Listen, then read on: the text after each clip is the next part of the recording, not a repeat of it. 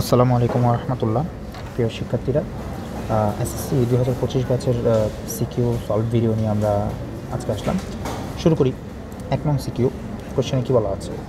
একটি গোলাকার বস্তুর ব্যাসার্ধ 1.5 সেন্টিমিটার। স্লাইড ক্যালিপার্সের সাহায্যে এর ব্যাস পরিমাপ করে 3.2 সেন্টিমিটার পাওয়া গেল।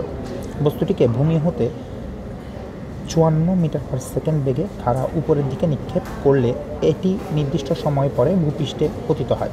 আচ্ছা, গেল। আমরা গ আর ঘ সলভ করব। গতে বলা হচ্ছে গোলাকার বস্তুটির ব্যাস পরিমাপের আপেক্ষিক ত্রুটি নির্ণয় করো। ঘতে বলছে ভূমি হতে 70 মিটার উচ্চতায় বস্তুটিকে ভিন্ন ভিন্ন সময়ে ভিন্ন বেগে দুইবার দেখা যাবে। গাণিতিকভাবে বিশ্লেষণ করো। আচ্ছা, শুরু করি। আমরা গ নাম্বার কোয়েশ্চেনের সলভ শুরু করি।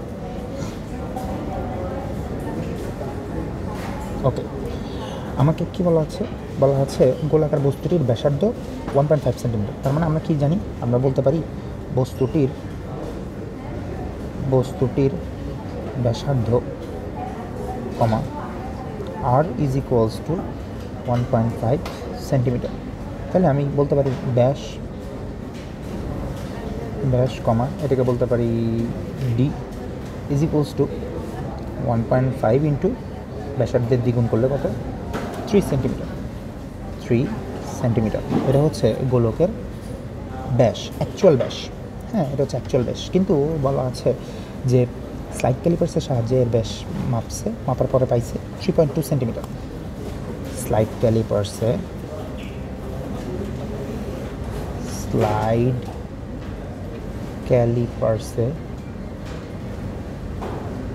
পরিমাপ্য ব্যাস ইকুয়ালস টু সেটাকে আমি বললাম হচ্ছে ডি প্রাইম। ওটাকে যেহেতু অ্যাকচুয়ালটাকে ডি বলছি, এটাকে ডি প্রাইম বললাম, সেটা হচ্ছে 3.2 সেন্টিমিটার। তাহলে আমি বলতে পারি যে এখানে পরম ত্রুটি বা চূড়ান্ত ত্রুটি বা ত্রুটি আর কি, চূড়ান্ত ত্রুটি কত হয়েছে? ও পাইছে হচ্ছে 3.2, হওয়ার কথা কত? 3। তাহলে 0.2 সেন্টিমিটার ত্রুটি বা পরম ত্রুটি বা চূড়ান্ত ত্রুটি স্লাইড ক্যালিপার্সের পরিমাপে পাওয়া গেছে। তাহলে আমি এটাকে আলটিমেটলি এভাবে লিখতে পারি না যে পরিমাপ্য ব্যাস comma D prime is equals to 3, actual হওয়ার কথা 3, এটা হচ্ছে বেশি হয়েছে কত? এটাকে প্লাস মাইনাস দিয়ে দেখালাম 0.2 সেন্টিমিটার এরকম। তাহলে আমরা কি জানি? এখানে এটা হচ্ছে পরম মান না বলে এটা হচ্ছে প্রকৃত মান, আর এটা হচ্ছে কি চূড়ান্ত ত্রুটি। তাহলে আমাকে কি বের করতে বলছে? আমাকে বলা হয়েছে গোলাকার বস্তুটির ব্যাস পরিমাপের আপেক্ষিক ত্রুটি নির্ণয় করো। তাহলে আমি বলতে পারি ব্যাস পরিমাপের আপেক্ষিক ত্রুটি আমরা কি জানি? আপেক্ষিক ত্রুটি ইকুয়ালস টু আমরা জানি কি? আচ্ছা, এখানে লিখি। এটা হচ্ছে চূড়ান্ত ত্রুটি বা পরম ত্রুটি ডিভাইডেড বাই প্রকৃত মান। তাহলে আমরা এখানে যদি বসাই, সেটা হচ্ছে del D divided by D. তাহলে ডেল ডি হচ্ছে 0.2 আর অ্যাকচুয়াল হচ্ছে কত? 3। এটা যদি আমরা ক্যালকুলেটারে বসাই কত পাই? আমরা পাই 0.067। এটাই হচ্ছে আমার কি ব্যাস পরিমাপের আপেক্ষিক ত্রুটি। শেষ, গ নম্বর শেষ। এবার ঘ নম্বরে কি বলছে কি ভূমি হতে 70 মিটার উচ্চতায় বস্তুটিকে ভিন্ন ভিন্ন সময়ে ভিন্ন বেগে দুইবার দেখা যাবে। এটা আমরা উদ্দীপকের কোয়েশ্চেন পড়লেই বুঝতে পারতেছি সিনারিওটা কেমন। বলছে কি বস্তুটিকে ভূমি হতে 54 মিটার পার সেকেন্ড বেগে খাড়া উপরের দিকে নিক্ষেপ করলে এটি নির্দিষ্ট সময় পরে ভূপৃষ্ঠে পতিত হয়। তাহলে আমি এখানে ঘ নম্বর কোয়েশ্চেনটার সিনারিওটা একটু বুঝাই। কি লিখলাম? ঘ নাম্বার সিনারিওটা হচ্ছে এটা হচ্ছে ভূপৃষ্ঠে, মনে করি ভূপৃষ্ঠে এই বস্তুটা আছে। ওকে, এটাকে আমি উপরের দিকে নিক্ষেপ করব। এই যে এই বরাবর উপরের দিকে আমরা নিক্ষেপ করব। উপরের দিকে নিক্ষেপ করলে এটা এখান থেকে উঠে বেগ কমতে কমতে কমতে কমতে জিরো হয়ে আবার নামা শুরু করবে। তাহলে সে সর্বোচ্চ কত উচ্চতায় উঠবে সেটা আমরা জানি না। আমরা যদি দেখি জিনিসটা দেখতে এরকম হবে যে এখান থেকে নিক্ষেপ করলো, উঠে আবার এদিকে এভাবে করে নিচে নামে। সে ফর এক্সাম্পল মনে করি এই জায়গাটা হচ্ছে 70 মিটার ভূমি হতে, তাহলে কী হবে, সে এখান থেকে উঠছে 70 মিটারে একভাবে বেগ পাইছে, আবার নামার সময় আবার ঠিক সেম ভূমি হতে 70 মিটার উপরে আছে, তখন কিন্তু বেগ আরেক রকম হবে, কারণ ওঠার সময় বেগ ছিল এদিকে, নামার সময় বেগ হবে নিচের দিকে। তাহলে আমি দেখি সে আলটিমেটলি সর্বোচ্চ কত উচ্চতায় উঠে। প্রথমে আমি আগে দেখি সিনারিওটাতে, এই সিনারিওটাতে বস্তুটাকে যে আমি উপর নিক্ষেপ করছি, বস্তুটি সর্বোচ্চ কত উচ্চতায় উঠে সেটা দেখি। বস্তুটি সর্বোচ্চ উঠে কতটুকু, ক্যাপিটাল এইচ পরিমাণ, সেটা কত, সেটা হচ্ছে you square divided by 2g। হ্যাঁ, দেওয়া আছে কী কী এখানে আমাদের দেওয়া আছে শুধু ইউটাই দেওয়া আছে, কত বেগে বলছে 54 ms ইনভার্স 1 বেগে। আমরা জানি সর্বোচ্চ উচ্চতায় ওঠার সূত্র হচ্ছে you square divided by 2g। তো এখন আমি মান বসাই দিই, সর্বোচ্চ উচ্চতা কত সেটা, তাহলে 54 স্কোয়ার ডিভাইডেড বাই 2 ইন্টু 9.8। এটা ক্যালকুলেশন করে কত আসে, এটা আসে 148.77 মিটার। তাহলে মনে করি সেই উচ্চতাটা হচ্ছে এইটা, এই ডিস্টেন্সটা হচ্ছে 4h, যেটা আমরা পাইছি কত, সেটা পাইছি হলো গিয়ে, সেটা একটু বাঁকা হয়েছে,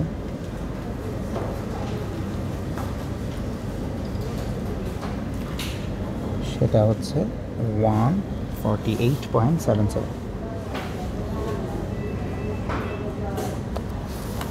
তো মনে করি 70 মিটার হচ্ছে এটার প্রায় অর্ধেকের কাছাকাছি, মনে করি এই জায়গাটা হচ্ছে 70 মিটার, মানে ভূমি হতে 70 মিটার উচ্চতায়, এটা হইতেছে ভূমি হতে 70 মিটার উচ্চতায়, 70 মিটার উচ্চতায়। আমার এখানে কোশ্চেন অনুযায়ী সলভটা হচ্ছে আমি বস্তুটাকে নিক্ষেপ করব ভূমি হতে 70 মিটার উচ্চতায়, সে 2বার অবস্থান করবে এবং 2বার 2 রকম বেগে, মানে ভিন্ন বেগ।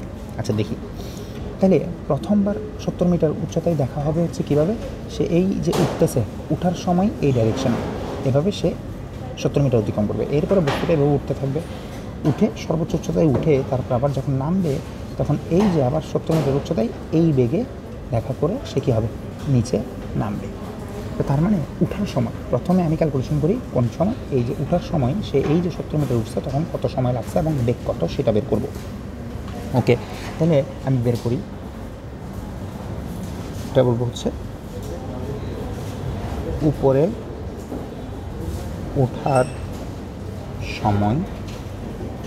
সময় সে 70 মিটার উচ্চতায় কত সময় যায় সেটা আমি দেখি। উপরে ওঠার সময়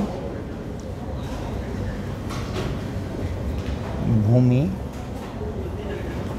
হতে 70 মিটার উপরে উঠে কত সময় সেটা দেখি। ওর ইউটা কত দেওয়া আছে, শর্টকাট লিখতেছি, দেওয়া আছে ইউ হচ্ছে 54 ms ইনভার্স 1, তারপর হচ্ছে আমার তো জি জানা আছে 9.8 ms inverse 1, sorry 8 ms inverse 2, তারপর এইচ, হ্যাঁ এইচ ইকুয়ালস টু কত 70 মিটার, তারপর আর কি আমরা টি বের করব, এটা হচ্ছে T1 প্রথমবার। তো তাহলে কী হবে, সূত্র কী হবে, উপরে উঠতেছে, এখানে সূত্র ইউজ করবো হচ্ছে আমরা H equals to U T minus half G T square use করবো। কেন, কারণ আমি দেখতেছি বস্তুটা উপরের দিকে উঠতেছে, তখন আমরা ইউ এর ডাইরেকশন উপরের দিকে প্লাস দিছি, বস্তু উঠছে উপরের দিকে 70 মিটার, তাহলে এইচকেও প্লাস দিছি, তাহলে জি কোন দিকে হবে, নিচের দিকে মাইনাস, তাহলে কী হবে, জি এর সামনে মাইনাস দিলাম। এটা খুব নর্মালি আপনারা জানেন, আমি এখানে কোয়েশ্চেন সলভ করাচ্ছি, আমি এখানে জিনিসগুলো ব্যাখ্যা করতেছি না। এটা হচ্ছে 70 মিটার, ইউ হচ্ছে কত, ইউ হচ্ছে 54 into T minus half into 9.8 T square. এখান থেকে আমরা যদি সলভ টলভ করি তাহলে পাই 70 equals to 54t minus 4.9 T square. এদিকে যদি নিয়ে আসি 4.9 T square minus 54t plus 70 is equals to 0। এখন আপনারা যদি এটা মিডল টার্ম ফ্যাক্টর করেন, মিডল টার্ম ফ্যাক্টর করে এখান থেকে টি এর মান কত আসে সেটা ডাইরেক্ট বের করেন। আমরা ক্যালকুলেটার করি, এই যে ক্যালকুলেটার করলে আপনারা ক্যালকুলেটারে সবাই বসানোর পর দেখেন কত সময় আসে। টি ইকুয়ালস টু একবার আসে হচ্ছে 1.5 সেকেন্ড, আরেকবার আসে হচ্ছে 9.52 সেকেন্ড, 9.52 সেকেন্ড, দুইটাই কিন্তু পজিটিভ। তার মানে এটা আপনারা দেখে বুঝতেছেন যে 70 মিটার উচ্চতায় সে দুইবার অতিক্রম করতেছে। একবার হচ্ছে যাওয়ার সময়, সেটা হচ্ছে 1.5 সেকেন্ডে, আরেকটা হচ্ছে উপরে উঠে আবার যখন নামতেছে সেটা হচ্ছে একদম যাত্রা শুরুর পরে 9.52 সেকেন্ড। এই জায়গাটা থেকে আমরা দেখে বুঝতেছি তার মানে টি এর বৈধ মান দুইটা। তার মানে বস্তুটাকে আমি যে উপরে নিক্ষেপ করতেছি, বস্তুটা এই অবস্থানে সে দুইবার অতিক্রম করতেছে, দেখে দুইটা বৈধ মান পাচ্ছে। ঠিক আছে, তাহলে আমরা এখান থেকে বলতে পারি যে অর্থাৎ 70 মিটার, ভূমি হতে 70 মিটার হবে, ভূমি হতে 70 মিটার উচ্চতায়,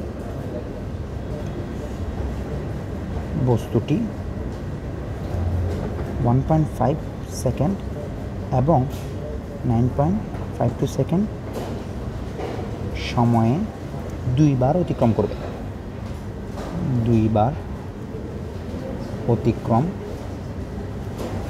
করবে, গেল।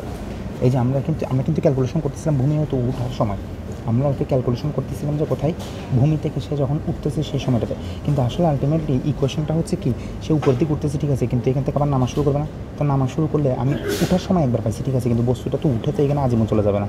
আমরা তো ইকুয়েশনটা সেরকম করে দিছি।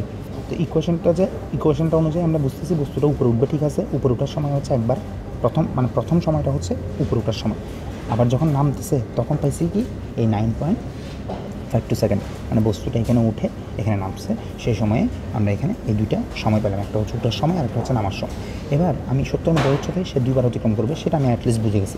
এবার আমাকে কোশ্চেনে আর একটু কিছু জিনিস হয়তো বা আমাকে বলছে, সেটা একটু দেখি। সেটা হচ্ছে ভূমি হতে 70 মিটার উচ্চতায় বস্তুটিকে ভিন্ন সময়ে ভিন্ন বেগে দুইবার দেখা যাবে। ভিন্ন বেগে মানে কি, এই জিনিসটা আমরা ইজিলি মুখে ব্যাখ্যা করে দিতে পারি। সেটা হচ্ছে বস্তুটা উঠবে ঠিক আছে, উঠার সময় কিন্তু ও এদিকে কত বেগ উঠতেছে সেটা আগে দেখি। ওঠার সময় ভিটা কত সেটা দেখি। সেটা আমরা এখানে দেখে ফেলি। এই ইনফরমেশনগুলো সব আমার দেওয়া আছে, কপি পেস্ট। ওঠার সময় এটা ঠিক আছে, ভি কত সেটা বের করি। ওঠার সময় 70 মিটার উচ্চতায় তার বেগ কত সেটা আমি বের করতেছি। সেটা কেমনে বের করবো, সেটা হচ্ছে V square is equals to U square, উপরে যেহেতু উঠতেছে -2gh, এখানে V square is equals to কত আমি এখানেও দেখতেছি, বেগের মান কয়টা আসে সেটা দেখতেছি। ইউ স্কোয়ার হচ্ছে 54 স্কোয়ার -2 × 9.8 × 70 সমান ভি স্কোয়ার সমান কত আসে সেটা দেখেন, ক্যালকুলেটারে বসে এটা আসে 1544। এখন আমি এইটাকে যদি বর্গমূল করি তাহলে ভি এর মান পাই, V is equals to ±39.3 metre per second. Sir এখানে প্লাস মাইনাস দিয়ে কী বোঝাচ্ছে এবার একটু খেয়াল করেন। এই যে আমি বলছি ও এখানে ওঠার সময়, মানে এই জায়গাটাতে সে একবার ওঠার সময় দেখা হচ্ছে আবার নামার সময় দেখা হচ্ছে, ঠিক সেম ওঠার সময় ডাইরেকশনকে আমি যেহেতু প্লাস ধরতেছি, তাহলে সে যখন এই দিকে এটাকে অতিক্রম করবে তখন হচ্ছে সে +30 কত আসছে 39.3 মিটার পার সেকেন্ডে সে অতিক্রম করতেছে যখন উঠতেছে তখন।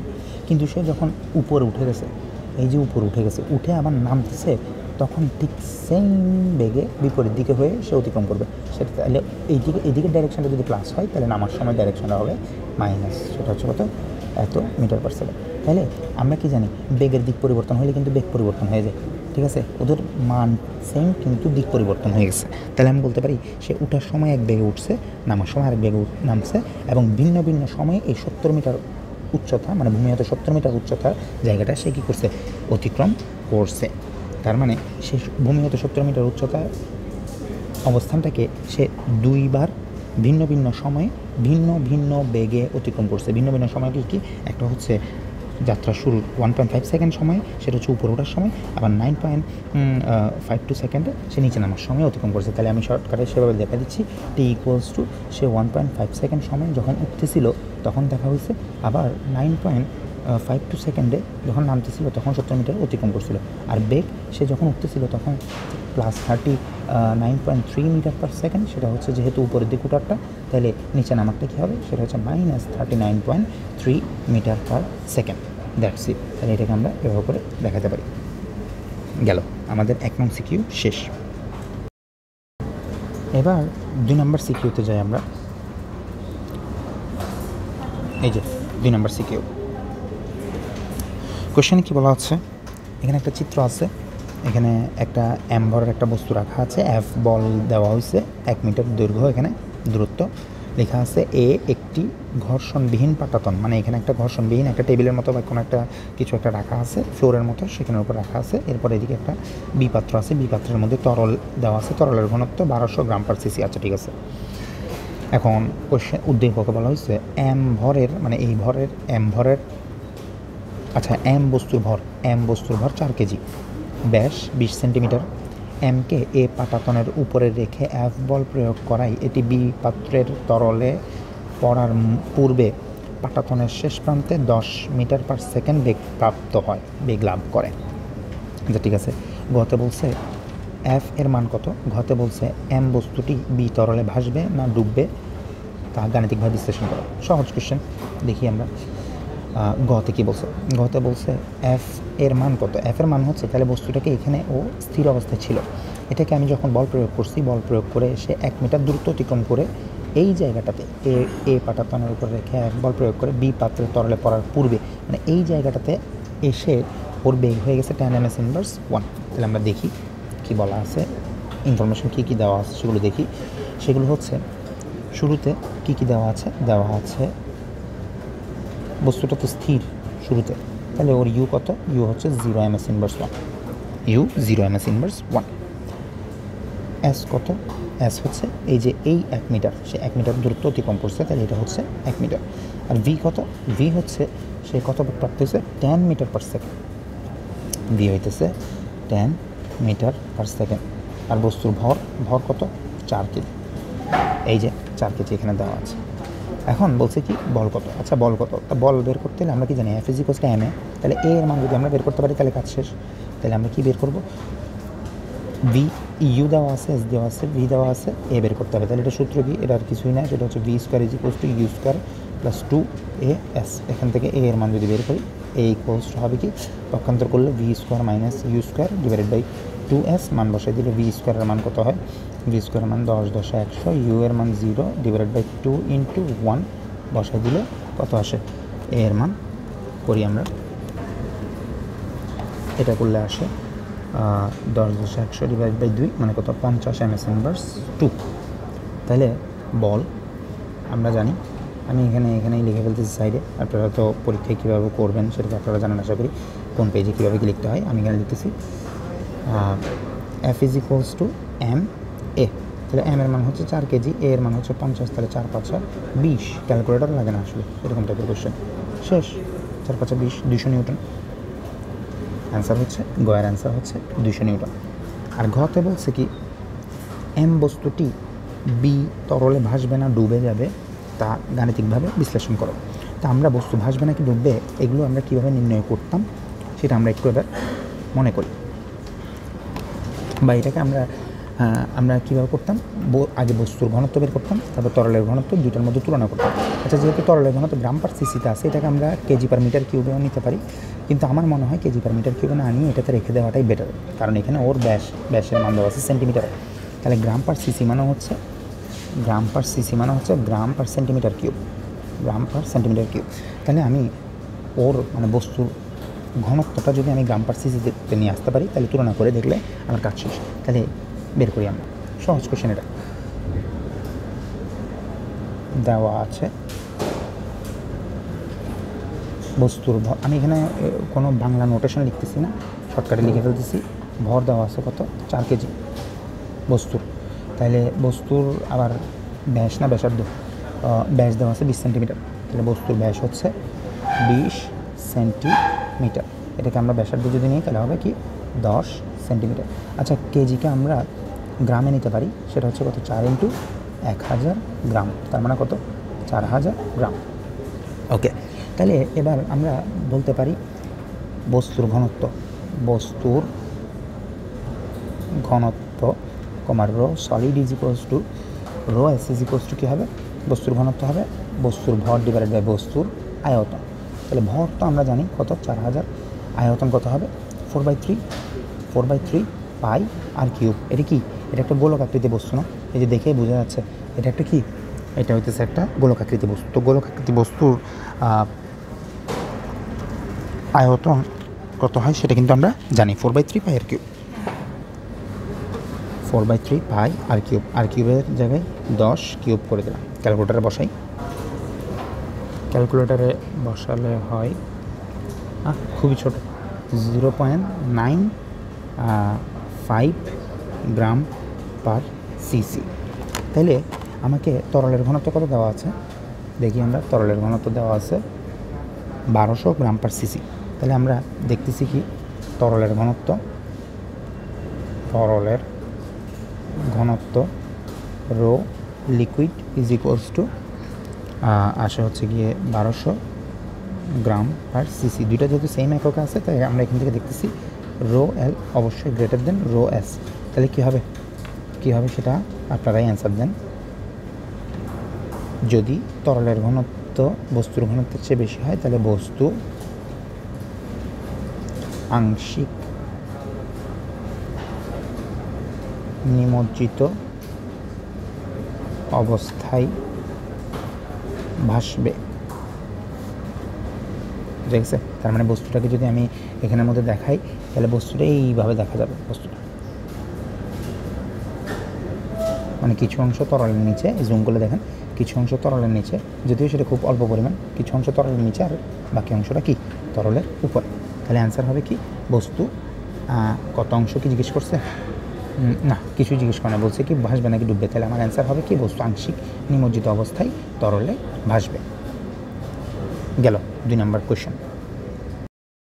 ওকে, এরপরে আমরা 3 নম্বর কোয়েশ্চেনটা দেখি। এই যে ঐতিহাসিক সেই কপিকল, দেখি 3 নম্বরে কি বলছে। একটা চিত্র দেওয়া আছে এখানে, কপিকলে 2 প্রান্তে 2টা বস্তু ঝুলানো আছে।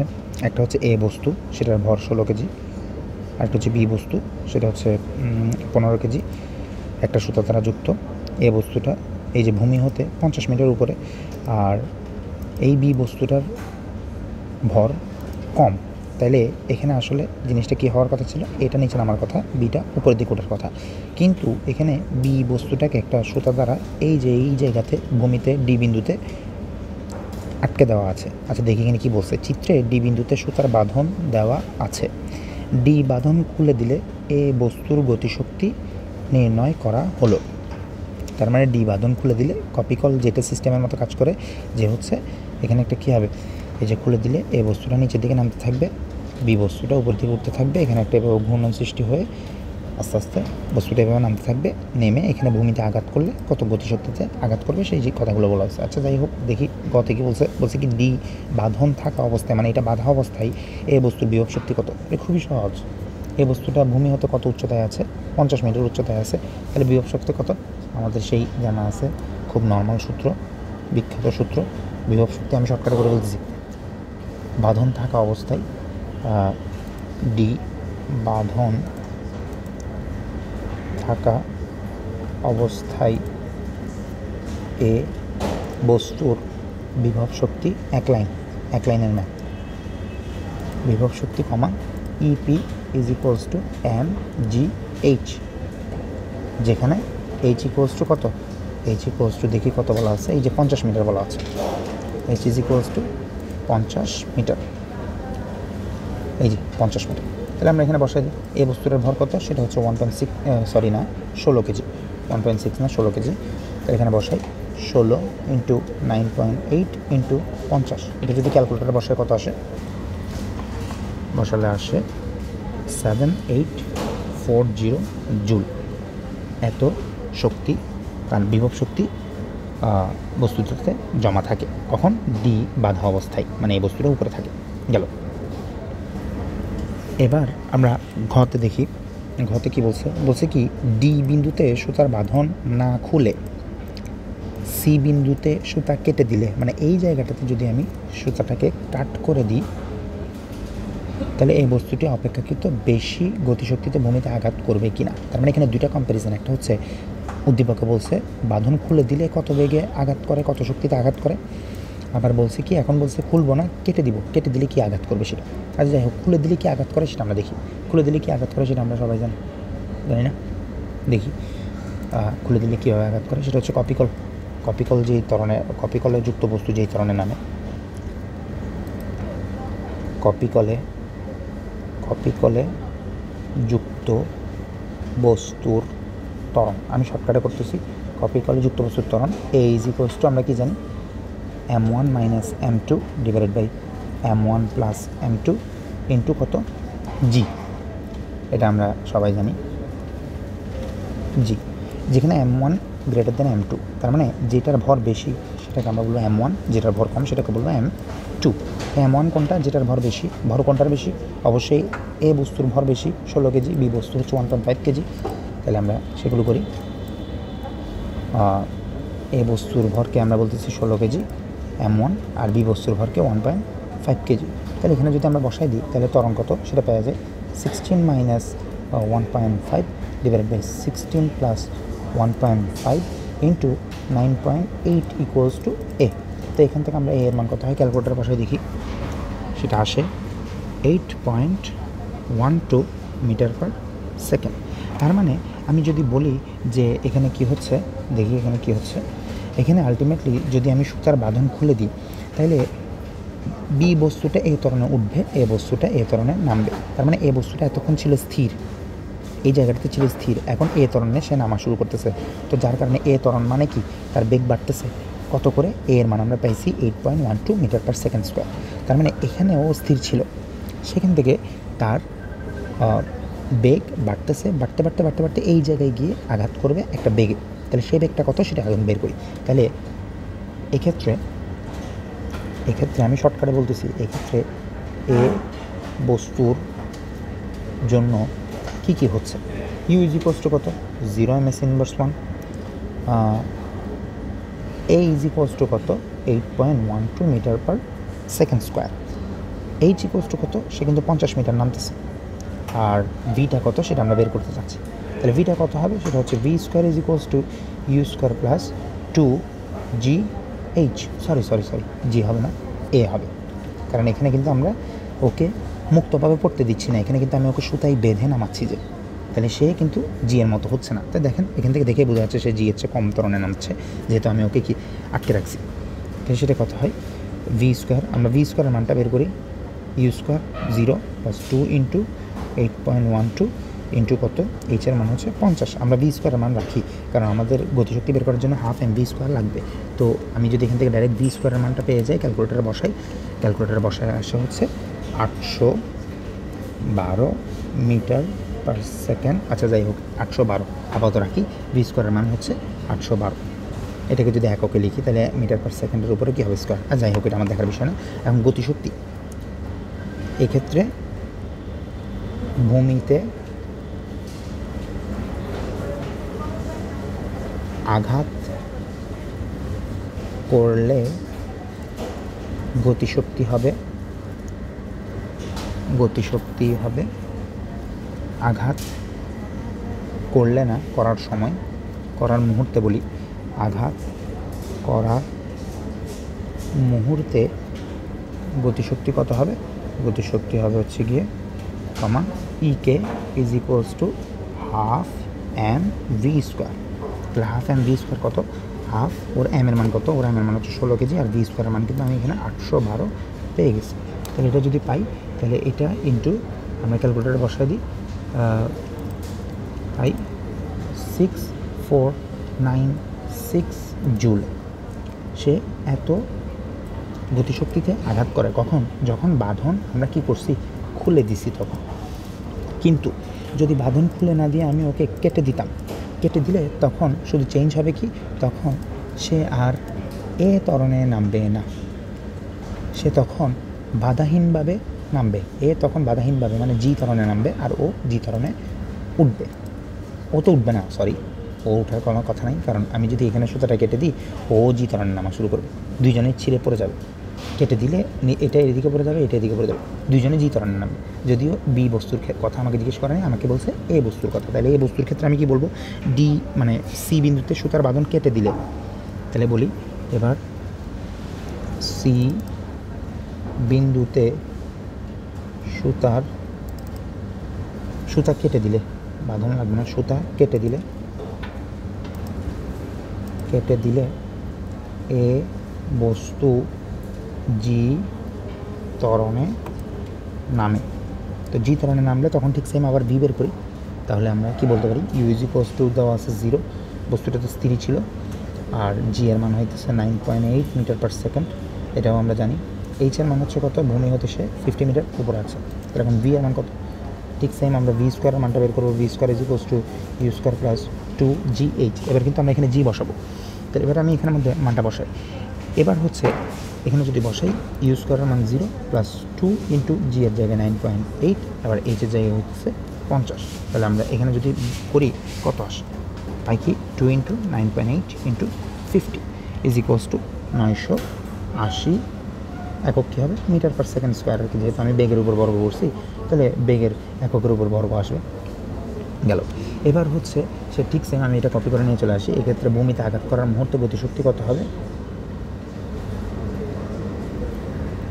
কপি টেস্ট, আঘাত করার মুহূর্তে ওর শক্তি হবে, সব কিছু সেম, শুধু এবার কী হবে ভি এর জায়গায়, এখানে আমরা এগুলো আসলে ভি প্রাইম বলতে পারি, এটাকে আমরা ভি প্রাইম বলি, বা হ্যাঁ ভি প্রাইম বলি। আগেরটাকে যেহেতু আমরা ভি বলছি, এখনটাকে আমরা আমার মন চাচ্ছে কী করতে, ভি প্রাইম বলতে। তাই আমি এখন ভি প্রাইম বলি, এটা ভি প্রাইম, এটা ভি প্রাইম, এটা ভি প্রাইম, তাহলে এটাও কী হবে ভি প্রাইম স্কোয়ার। যাই হোক, এবার এটাকে বলতেছি ই কে প্রাইম, কারণ আগেরটাকে ই কে যেহেতু বলছি এখনটাকে ই কে প্রাইম বলতেছি। সব কিছু ঠিক আছে, শুধু হবে কি এখানে 980। এবার যদি আমরা এটাকে ক্যালকুলেটারে বসায় দিই তাহলে হইতেছে গিয়ে 7.840 জুল। এইটা হইতেছে এখন বাঁধন, মানে সি বিন্দুতে সুতাকে কেটে দিলে এত গতিশক্তিতে সে নিচে ভূমিতে আঘাত করবে। তো এখান থেকে আমাদের উদ্দীপকে কি বলছে সেটা দেখি, বলছে কি ডি বিন্দুতে সুতার বাঁধন না খুলে সি বিন্দুতে কেটে দিলে সুতাটি কেটে দিলে এই বস্তুটি অপেক্ষাকৃত বেশি গতিশক্তিতে ভূমিকে আঘাত করবে। তো সেটা আমরা করছি কি, বেশি বেগে আঘাত করবে, অর্থাৎ আমরা কি বলবো, সুতা কেটে দিলে, আমি শর্টকাটে লিখে দিচ্ছি, আপনারা যেভাবে লেখা লিখবেন, সুতাটি কেটে দিলে বেশি গতি শক্তিতে ভূমিতে আঘাত করবে।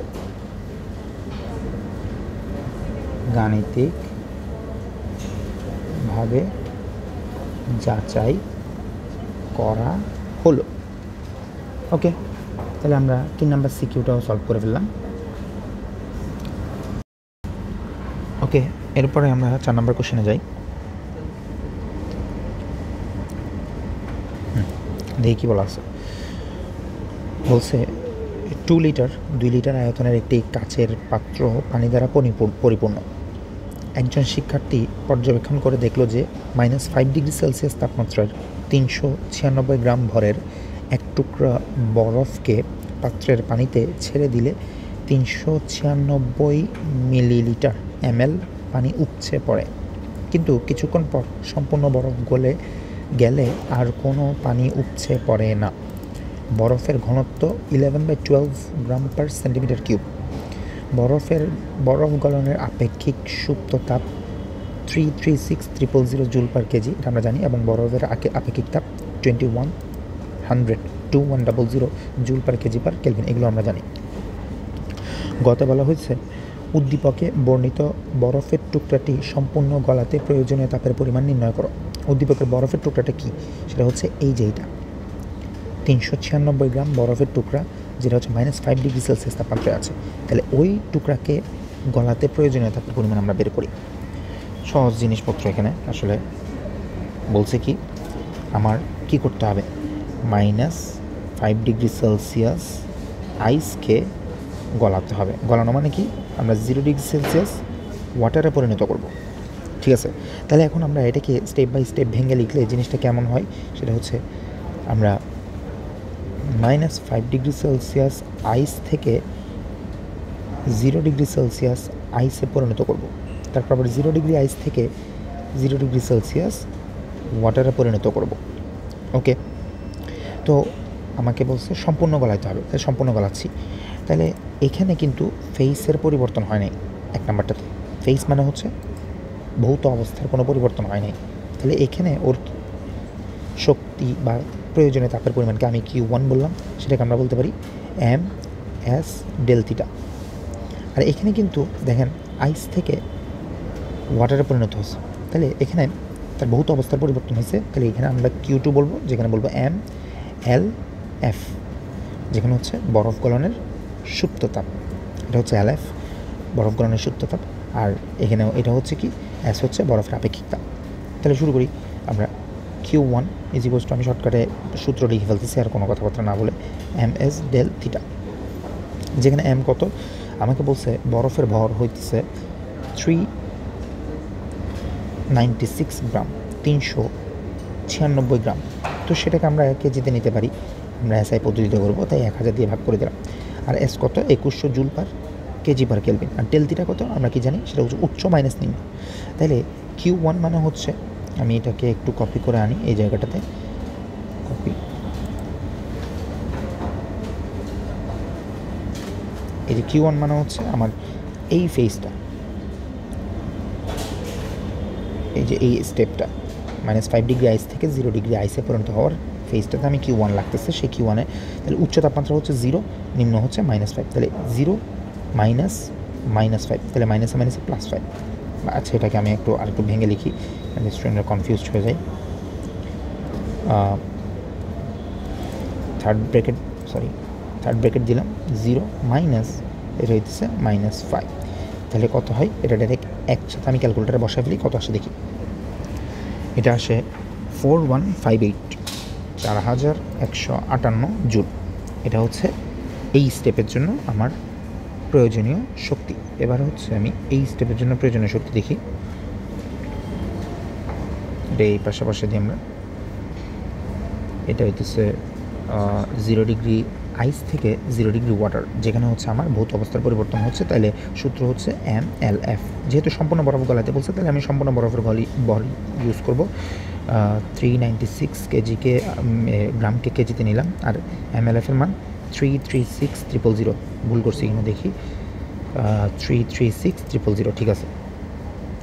তো এটা যদি আমরা ক্যালকুলেটারে বসায় কত হয়, এটা হয় কি 133,056, 1,33,056 জুল। তাহলে মোট তাপের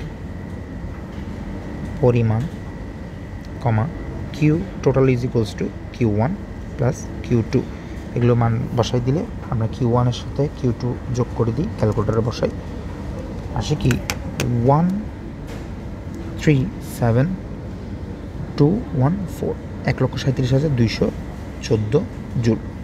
দ্যাটস ইট, গ শেষ। এবার দেখি ঘ। এবার ঘ নাম্বারে দেখি কি বলছে কি, শিক্ষার্থীর পর্যবেক্ষণ সঠিক ছিল কিনা, উত্তরের সপক্ষে যুক্তি দাও। দেখি কি বলছে, বলে কি 2 লিটার আয়তনের একটি কাচের পাত্র পানি দ্বারা পরিপূর্ণ, মানে কাচটা পানি দ্বারা পরিপূর্ণ ছিল। একজন শিক্ষার্থী পর্যবেক্ষণ করে দেখলো -5°C তাপমাত্রায়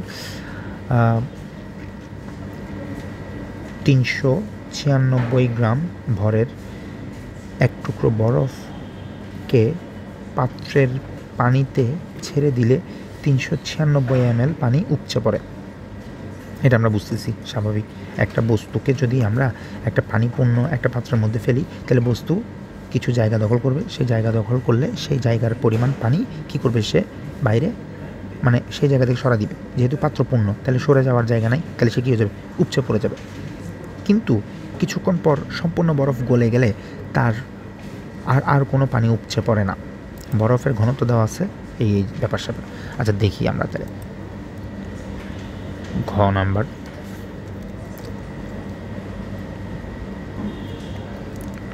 একটা চিত্র আমরা দেখি, একটু জুম করে দেখাই। এই যে মনে করি এই বরফটা, এটা হচ্ছে পানি পূর্ণ অবস্থায় আছে 2 লিটার, এই পাত্রের আয়তন হচ্ছে 2 লিটার। এখন এই বরফটাকে যদি আমি এখানে ছাড়ি, বরফটাকে ছাড়লে পানি উপচে পড়ছে বলছে। কতটুকু উপচে পড়ছে বলছে কি 396 ml উপচে পড়ছে। তার মানে আমি এখানে আলটিমেটলি বলতে পারি, মনে করি এইটুকু হচ্ছে 396 ml, মানে পাত্রতে ফাঁকা জায়গা সৃষ্টি হয়ে গেছে 396 ml। এবার বরফটা এখানে আছে, এবার বরফটা গলবে। তো কোশ্চেনটা আলটিমেটলি আমার বলতে চাইছে যে এই যে বরফটাকে দরকার হলে আমি একটা অন্য কালার দিয়ে দিই। এই বরফটা এখন যদি গলার পর বরফটার পানি আর উপচে পড়ে নাই বলছে গলার পর। তো আমার দেখতে হবে বরফটার আয়তন কত, বরফটা গললে কত আয়তন পানি এখানে অ্যাড হবে। অ্যাড হলে সেটা যদি এই 396 ml এর সমান অথবা ছোট হয়, তাহলে আমরা বলতে পারবো যে ঠিক আছে, উদ্দীপকের পর্যবেক্ষণটা সঠিক। যদি দেখি 396 ml এর চেয়ে বেশি আসে, তাহলে বলবো কি উদ্দীপকের পর্যবেক্ষণটা সঠিক নয়। তাহলে আমার আলটিমেট কাজ হচ্ছে এই বরফটার আয়তন কত সেটা বের করা। তো বরফের আয়তন কত সেটা বের করা আমার কোনো ব্যাপারই না, সেখানে আমাকে বরফের ভর দেওয়া আছে। আমি লিখি দেওয়া আছে বরফের ভর, কমা m = 396 গ্রাম। তো আমরা বরফের ভর জানা আছে, ওর আয়তন জানতে হলে বরফের ঘনত্ব জানতে হবে, সেটাও কিন্তু আমাকে দেওয়া আছে। বরফের ঘনত্ব সেটা কত, সেটা হচ্ছে এই যে 11/12 গ্রাম পার সিসি। থাক, আমরা গ্রাম পার সিসিতেই রাখি, 11/12 গ্রাম পার সিসি। তাহলে এখান থেকে আমরা বরফের আয়তন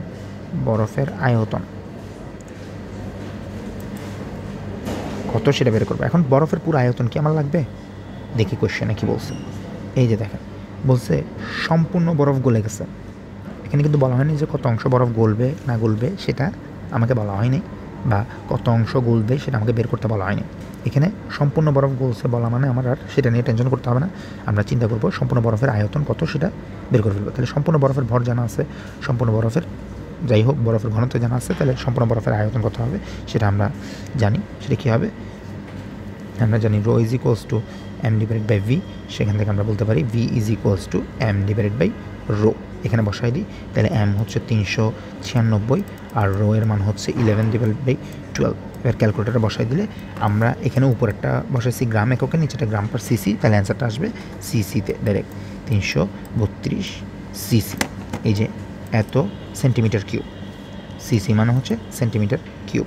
তাহলে বরফের আয়তন হচ্ছে এত সেন্টিমিটার কিউব। তাহলে এত সেন্টিমিটার কিউব যদি হয়, এবার আমার পাত্রের জায়গা ফাঁকা আছে এত ml, কিন্তু বরফ গলে পানি যুক্ত হচ্ছে 432 সিসি বা সেন্টিমিটার কিউব। একটা কথা মাথায় রাখবেন, 1 সেন্টিমিটার কিউব = 1 ml। তাহলে আমি এখানে বলতে পারি 432 সেন্টিমিটার কিউব = 432 ml।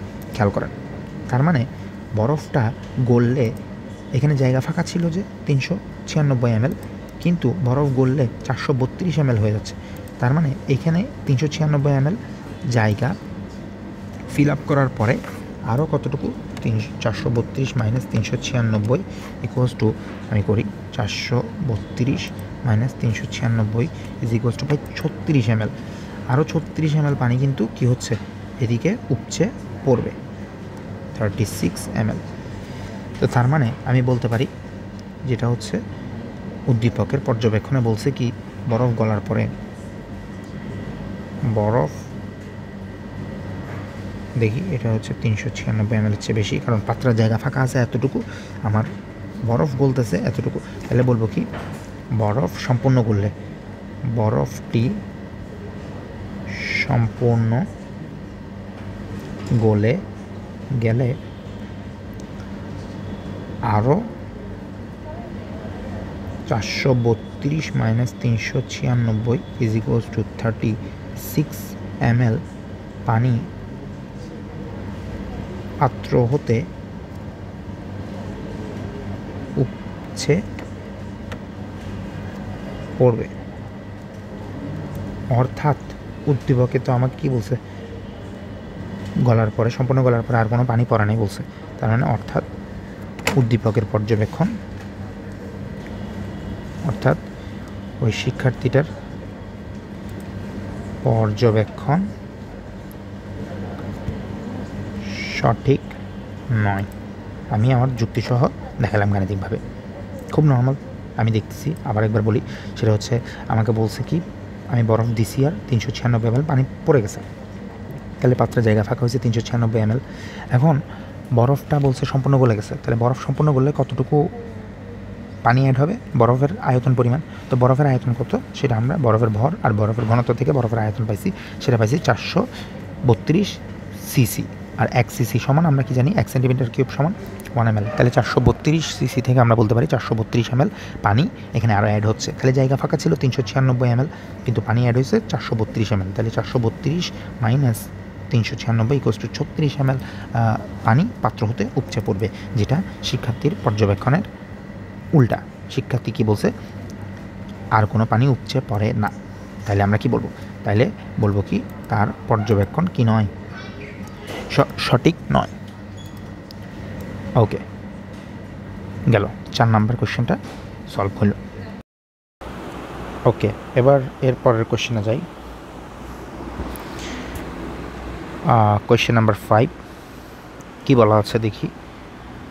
এখানে চিত্র দেওয়া আছে A B P Q M N, এখানের মধ্যে তরঙ্গ দেওয়া আছে। এগুলো হচ্ছে অনুদৈর্ঘ্য তরঙ্গ, সংকোচন প্রসারণ যেহেতু আছে এগুলো অনুদৈর্ঘ্য তরঙ্গ। আর হচ্ছে আর, এটা হচ্ছে প্রতিফলক। এবার কি বলছে, চিত্রে এ ও বি উৎসদয় হতে উৎপন্ন শব্দের কম্পাঙ্কের পার্থক্য 6 hertz. P Q is equals to M N, মানে এই পি কিউর লেন্থ আর এম এন এর লেন্থ সমান, এবং বাতাসে শব্দের বেগ 344 মিটার পার সেকেন্ড। এ উৎস হতে উৎপন্ন শব্দের প্রতিধ্বনি শোনার সময় শব্দানুভূতির স্থায়িত্ব, আচ্ছা এ উৎস হতে উৎপন্ন মানে এই উৎস থেকে শব্দ যে সৃষ্টি করছে, উৎপন্ন শব্দের প্রতিধ্বনি শোনার সময় শব্দানুভূতির স্থায়িত্বকাল অপেক্ষা 0.025 সেকেন্ড বেশি। গত বলছে এ উৎস হতে প্রতিফলকের দূরত্ব কত। আচ্ছা শুরু করি। ঘ, আচ্ছা ঘ পরে পড়বো, আগে আমরা গ শুরু করি, গটা করি। গতে বলছে কি, এই যে এ উৎস হতে শব্দ সৃষ্টি করছে, এইখান থেকে উৎপন্ন শব্দের প্রতিধ্বনি শোনা। প্রতিধ্বনি শোনা মানে কি, প্রতিধ্বনি শোনা মানে শব্দটা এখানে গেছে, ধাক্কা লাগছে। কোথায় ধাক্কা লাগছে, প্রতিফলকে ধাক্কা লাগছে। ও সরি, প্রতিধ্বনি হবে কি, ধাক্কা লাগার পরে ওইখান থেকে এখানে ব্যাক করছে, তার মানে দূরত্ব অতিক্রম করছে কতটুকু, 2D পরিমাণ। যদি এই যে এ থেকে পি থেকে কিউ এর দূরত্ব যদি ডি হয়, তাহলে ফেরত আসতেছে আরও ডি পরিমাণ। তাহলে 2D পরিমাণ আসতে সময় লাগছে হচ্ছে, দেখি টি ইজ ইকুয়ালস টু দেওয়া আছে, আমি শর্টকাটে লিখি এখানে, দেওয়া আছে টি ইজ ইকুয়ালস টু কত, শব্দানুভূতির স্থায়িত্বকাল কত, 0.1 সেকেন্ড। সেটার সাথে আরও 0.025 সেকেন্ড অ্যাড করলে কত হয়, 0.125 সেকেন্ড। তার মানে গিয়ে আসতে এত সময় লাগছে। আর দূরত্ব অতিক্রম করছে equals to S is equals to 2D, আর ভি ইজ ইকুয়ালস টু কত, 344 মিটার পার সেকেন্ড। গেল। তাহলে আমরা এখানে যেহেতু শব্দের বেগ নির্দিষ্ট মাধ্যমে নির্দিষ্ট, তাই এখানে হচ্ছে সমবেগের সূত্র হবে এস ইকুয়ালস টু ভিটি।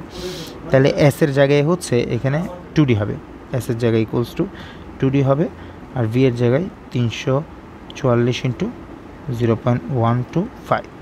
এখান থেকে আমরা ডি ইকুয়ালস টু বলতে পারি, এই যেটা আছে সেটাকে 2 দিয়ে ভাগ করে দিব,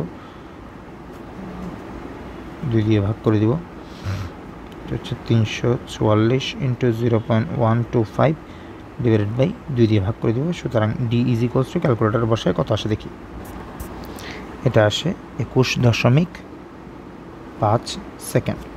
শেষ, এটা হলো অ্যান্সার, গয়ের অ্যান্সার এটা। ওকে, দেখি এবার ঘতে, উদ্দীপকের উৎসদয় হতে উৎপন্ন শব্দ মানুষের পক্ষে শোনা সম্ভব কিনা। মানুষের পক্ষে শোনা সম্ভব কিনা সেটা আমরা কেমনে বুঝবো, তাদের কম্পাঙ্ক নির্ণয় করার মাধ্যমে। তাদের যদি কম্পাঙ্ক আমরা নির্ণয় করি, দেখব কার কম্পাঙ্ক বেশি কারটা কম, কি হয় না হয় সেই জিনিসগুলো আমরা আগে নির্ণয় করব। তারপর দেখব মানুষের পক্ষে শোনা সম্ভব কিনা। এখান থেকে আমরা দেখতে পাই যে এ বি, আচ্ছা এটা মুছে ফেলি, আমি এগুলো মুছে ফেলি। এই যে প্রথমে যদি আমি এ উৎস থেকে শব্দটা দেখি, এই পি কিউ আর হচ্ছে বি উৎস থেকে সৃষ্ট এম এন দুইটাই সমান লেন্থ, তাহলে সমান লেন্থে এ উৎস থেকে সৃষ্ট শব্দে কয়টা তরঙ্গ আছে দেখি। আমরা জানি একটা সংকোচন একটা প্রসারণ, একটা সংকোচন একটা প্রসারণ মিলে একটা করে কি হয়, তরঙ্গ দৈর্ঘ্য হয়। তাহলে এখানে একটা তরঙ্গ দৈর্ঘ্য, এখানে একটা। তাহলে আমি এ উৎস থেকে সৃষ্ট শব্দের তরঙ্গ দৈর্ঘ্যকে যদি ল্যামডা এ বলি, তাহলে এখানে কয়টা ল্যামডা এ আছে, 3টা ল্যামডা এ আছে। ওকে, ঠিক সেমভাবে আমি যদি এখানে দেখি, এখানে একটা ল্যামডা, এখানে এটাকে বলতে বি ল্যামডা বি, এটাকে বলতেছি ল্যামডা বি, ঠিক সেম এটাও ল্যামডা বি, এটাও ল্যামডা বি। তো এখান থেকে আমরা দেখতে পারতেছি 3 ল্যামডা এ সমান 4 ল্যামডা বি। ওকে, এটা একটা অপশন, একটা সম্পর্ক। এরপর আরেকটা সম্পর্ক বলা আছে, এ উৎস হতে উৎপন্ন, আচ্ছা সরি, এখানে এ ও বি উৎস হতে উৎপন্ন শব্দের কম্পাঙ্কের পার্থক্য 6 হার্টজ।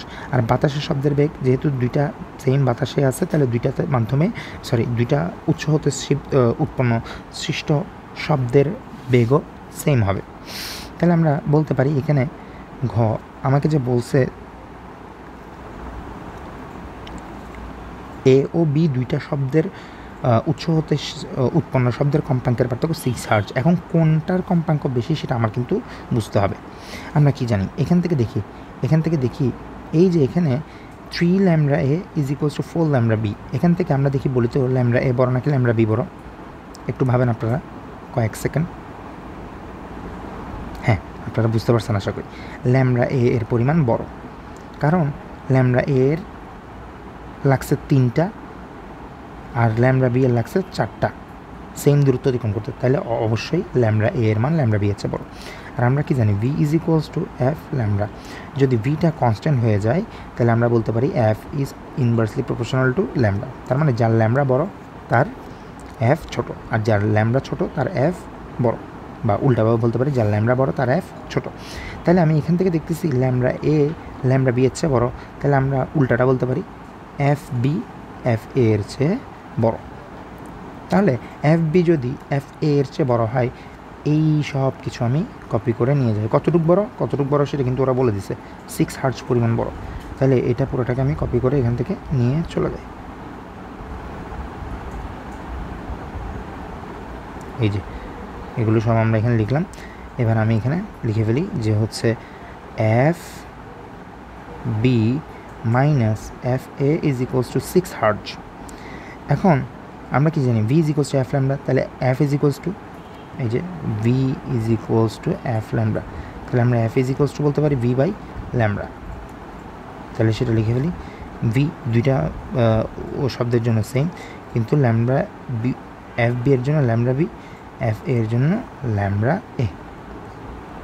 ওকে, এবার এখান থেকে আমি কি করতে পারি, একটু ক্যালকুলেশন করে ফেলি।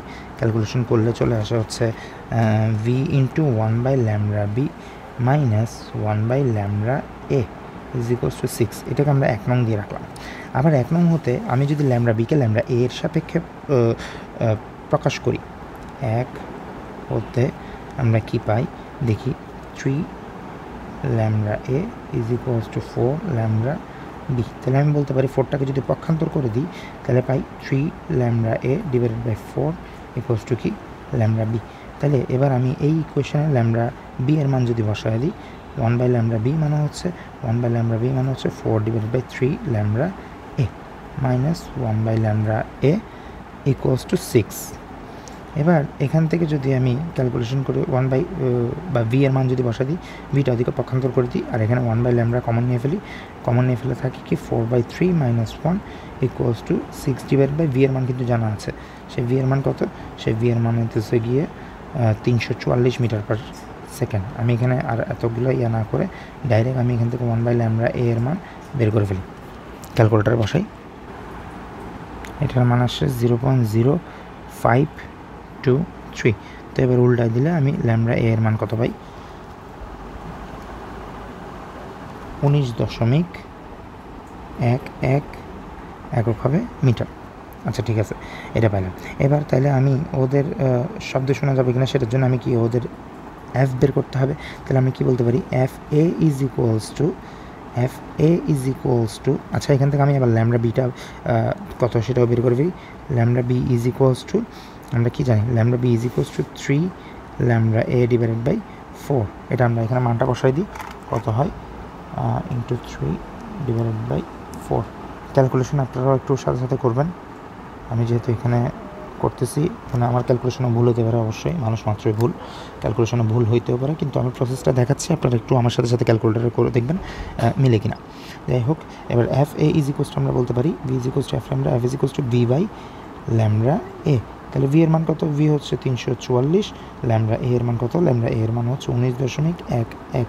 তাহলে এটা বসাই দিই আমরা, সেটা হচ্ছে 344কে 19.11 দিয়ে ভাগ করলে 18 হার্জ, একটা আসছে 18 হার্জ। ঠিক সেম এফ বি যদি বলি সেটা হচ্ছে ভি বাই ল্যামডা বি। তাহলে ভি হচ্ছে 344, ল্যামডা বি এর মান একটু আগে পাইছি, সেটা কত? সেটা হচ্ছে 14.33। সেটা আমরা যদি বসাই দিই কত আসে দেখি, 344কে 14.33 যদি আমরা করি, হ্যাঁ এটা আসে 24 হার্জ। তাহলে আমার কোশ্চেনে কি বলা আছে? আমাকে কোশ্চেনে জিজ্ঞেস করছে উৎসদয় থেকে উৎপন্ন শব্দ মানুষের পক্ষে শোনা সম্ভব কিনা। মানুষের পক্ষে শব্দ শোনা যাবে কতটুকু কম্পাঙ্ক হলে? এটা কি জানা আছে? সেটা আমরা জানি হচ্ছে 20 হার্জ থেকে মেবি 20,000 হার্জ, যদি আমি ভুল না করি তাহলে এটাই হওয়ার কথা। মানে 20 হার্জের চেয়ে যদি ছোট হয়, যদি 20 হার্জের চেয়ে ছোট হয় তাহলে শুনবে না বা শোনা যাবে না। আর হচ্ছে ঠিক সেমভাবে আমরা বলতে পারি শোনা যাবে না যদি 20,000 হার্জের চেয়ে বেশি হয়। তাহলে এখানে এ উৎস থেকে উৎপন্ন শব্দ কিন্তু কত? 20 এর চেয়ে ছোট, তাই এটা শোনা যাবে না। কিন্তু এটা হচ্ছে 20 হার্জের চেয়ে বড়, তাহলে এটা শোনা যাবে। তাহলে শর্টকাটে অ্যান্সার দিবেন কি? এটা সুন্দর করে ওখানে লিখবেন, বলবেন যে কি বি উৎস হতে উৎপন্ন শব্দের কম্পাঙ্ক 24 হার্জ, যেটা 20-এর চেয়ে বড়, তাই এটা শোনা যাবে। আর এ উৎস হতে উৎপন্ন শব্দের কম্পাঙ্ক 18 হার্জ, যেটা 20 হার্জের চেয়ে কম, তাই এ উৎস থেকে উৎপন্ন শব্দের শোনা যাবে না। এভাবে করে আপনারা ব্যাখ্যা দিবেন, আমি এখানে আর বাংলা লিখতেছি না। ওকে, তাহলে আমাদের 5 নং কোশ্চেনটার সলভও হয়ে গেল। এরপরের কোশ্চেনে যাই। কোশ্চেন নাম্বার 6 কি বলছে? 25 সেন্টিমিটার ফোকাস দূরত্বের একটি অবতল দর্পণের সামনে 30 সেন্টিমিটার দূরে একটি লক্ষ্যবস্তু অবস্থিত। লক্ষ্যবস্তুকে আরও 35 সেন্টিমিটার পেছনে সরালে প্রতিবিম্ব দর্পণের দিকে এক্স দূরত্ব সরে আসে। এক্সের মান কত? যেহেতু এখানে মান টান দিয়ে দিচ্ছে, তাই আমরা এখানে চিত্র আঁকা ছাড়াই মান দিয়ে কাজ করব। যদি রশ্মি চিত্র অঙ্কন করতে বলতো তাহলে আমরা রশ্মি চিত্র অঙ্কন করে কাজটা করতাম। এখানে কি বলছে? দর্পণটা কেমন দর্পণ? বলছে অবতল দর্পণ। তাহলে অবতল দর্পণ যেহেতু বলা আছে, ওর ফোকাস দূরত্বও বলা আছে, তো ফোকাস দূরত্ব ইকুয়ালস টু, এটা কিন্তু প্লাস হবে কারণ অবতল দর্পণ। আর এটা যদি উত্তল দর্পণ হতো তাহলে সেটা হচ্ছে -25 সেন্টিমিটার হতো। আর দর্পণের সামনে 30 সেন্টিমিটার দূরে একটি লক্ষ্যবস্তু অবস্থিত। তাহলে লক্ষ্যবস্তুর দূরত্ব, দর্পণ হতে লক্ষ্যবস্তুর দূরত্ব ইউ ইজ ইকুয়ালস টু কত? এটা অবশ্যই প্লাস, সেটা কত? 30 সেন্টিমিটার। আচ্ছা, তাহলে এখান থেকে আমরা ভি প্রথমে বের করে ফেলতে পারি। ভি কত? হ্যাঁ, তাহলে এটা আগে বের করে ফেলি আমরা খুব normally. 1/f is equals two 1/u plus 1/v। এখানে যদি আমরা 1/v ইকুয়ালস টু বের করতে চাই, সেটা হবে 1/f মাইনাস 1/u। সেটা যদি আমরা বসাই দিই, 1/f হচ্ছে 25 সেন্টিমিটার, 1/u হচ্ছে 30, 1/v যা আসছে সেটাকে আমরা ইনভার্স করে দিলে চলে আসে। ক্যালকুলেটারে বসাই, কত আসে দেখি। এটা আসে প্লাস 150 সেন্টিমিটার। প্লাস আসছে মানে বাস্তব, ও প্লাস মানে হচ্ছে দর্পণের সামনে। এগুলো আমরা ক্লাসের মধ্যে পড়ছিলাম। দর্পণের সামনে পজিটিভ, যেহেতু দর্পণ। আচ্ছা, এরপরে কি বলছে? বলছে কি লক্ষ্যবস্তুকে আরও 35 সেন্টিমিটার পেছনে সরালে, তার মানে 30 ছিল, আরও 35 পেছনে সরালে দর্পণ হতে দূরত্ব কত হয়ে যাবে? 65 সেন্টিমিটার। তাহলে আমি দ্বিতীয় অংশটুকু আবার করি। Let's U is equals to, আবার ঠিক সেম, দর্পণ যেহেতু same 25 centimeter, sorry F is equals to plus 25 centimeter, U is equals to, U না বলে এখন ইউ প্রাইম বলি, সেটা কত? সেটা আগে ছিল 30, এখন আরও 35 সেন্টিমিটার পিছানো হয়েছে, তাহলে 65 সেন্টিমিটার হবে। এবার ভি প্রাইমটা কত সেটা দেখি। ভি প্রাইমটা কত হয়? 1/f is equals two 1/u prime plus 1/v prime. ঠিক সেমভাবে 1/v prime is equals two 1/f minus 1/u prime. এখানে যদি আমি মানটা বসাই দিই 1/25 মাইনাস 1/, এটা 65। এখান থেকে আমরা ডাইরেক্ট ভি প্রাইমের মান বের করি ক্যালকুলেটর থেকে, আসে 40 পয়েন্ট প্লাসই আসছে, আবার প্লাসটা লিখি আমরা যেহেতু এখানে প্লাস মাইনাসটা ফ্যাক্ট করে,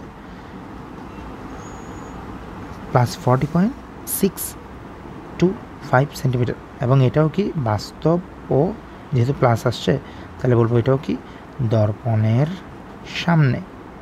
তাহলে খেয়াল করেন, এতক্ষণ দর্পণ হতে দূরত্ব ছিল 150 সেন্টিমিটার, এখন দর্পণ হতে দূরত্ব হয়ে গেছে 40.62 সেন্টিমিটার। তাহলে দর্পণের কাছে কতটুকু আসছে?